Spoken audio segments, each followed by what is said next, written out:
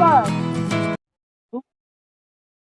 গাছ তো অনেক ভালোই দেখা যায়, ডুম তো ভালো হইব নাকি কস? ভালো ব্যাপারই সাপ। অল্প উঠে কি না, বেশি টাকা বেশি দেবো। হ্যাঁ, তুই তো পুরা ব্যাপারী সাহেবের মতো হয়ে গেছিস দেখা যায়। কোন ব্যাপারই সাপ, সব তো আপনারই অবদান। হ্যাঁ বুঝছে, তোর তেল মারা লাগবে না। সাদা তো ঠিক করে।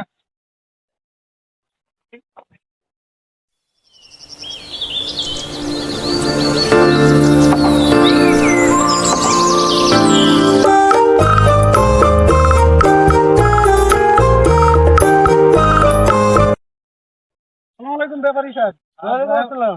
যাই হোক, দেখা হলো রাস্তা পথে আপনার। আমারও কিছু প্রয়োজন ছিল আপনার আপনার সাথে। তো কি কি প্রয়োজনে আমার খুঁজতেছো তুমি? আমার বাড়িতে কিছু 10-12টা গাছ আছে, এই গাছগুলো একটু বিক্রি করতাম। তো এই চৈত বৈশাখ মাসে আমার কাছে হাত খালি, টাকা পয়সা নাই। তো কি কর, তুমি গাছ বিক্রি করবে? আগে বলো না, তোমার হাত খালি কয় টাকা লাগবে তোমার? তা আমি কালকে লোক পাঠাই দেবো না। 1000-1500 টাকা দিলে ভালো হবে। আমি তোমার কালকে লোক পাঠাই দেবো না, আপাতত তুমি এগুলো অ্যাডভান্স রাখো।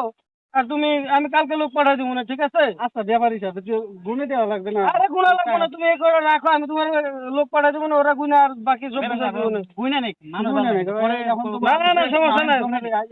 আরে গুনা লাগবে না, তুমি কালকে তুই ওর বাসায় লোক পাঠাই দিস। যাও যাও, গুনা লাগবে না, যাও যাও যাও। যাও, গুনা লাগবে না। তাহলে লোক পাঠাই দেবো না। আচ্ছা ঠিক আছে, ব্যাপারী সাহেব, আসসালামু আলাইকুম। আরে কি খবর জমের আলী, কেমন আছো? এই তো, এই গরমে কি আর ভালো থাকা যায়? যে অবস্থা গরমে। জমের আলী, বাড়িতে গাছপালা কয়টা আছে? গাছপালা তো আছে, 4-5টা গাছপালা আছে, কিন্তু এবারে গাছপালা বেচা যাইতো না। কে বেচা যাবে না কে? তো পোলাবান কইছে যে গাছপালা নাকি পরিবেশ বাঁচায়, এ কারণে আমি গাছপালা বেচতাম না।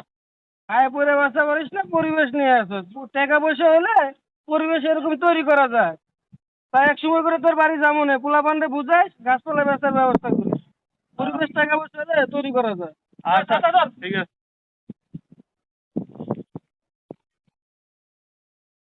গরম লাগছে, ভালো করে দে, ভালো করে দে।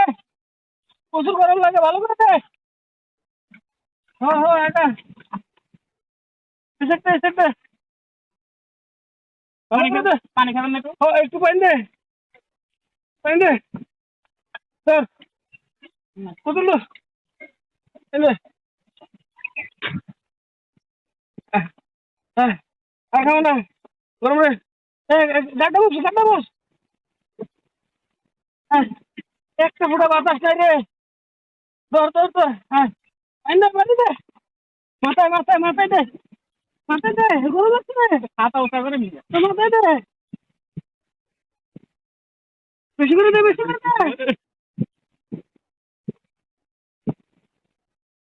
তারা বসে নে, তারা বসে নে।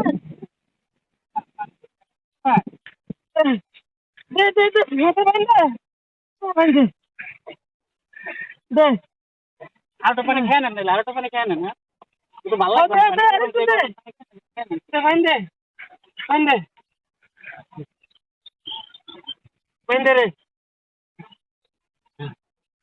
আরে গরম ব্যাপারে পানি দে, গেল।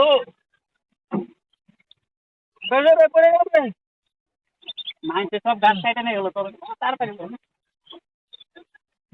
উঠেন, ধর ধর ধর, হাতে ধর। আমি বোতল ধরুন না, কত ধরুন আপনার? আমার তোল, আমার তোল। প্রচুর গরম রে। এতদিন থেকে গাছ কাটছেন, এখন দেখেন কি গরম লাগে। দে, সাথে দে, সাথে দে। আগা আগা, পানি দে, পানি দে, পিছে পানি দে, পানি দে, পিছে দে, আগা।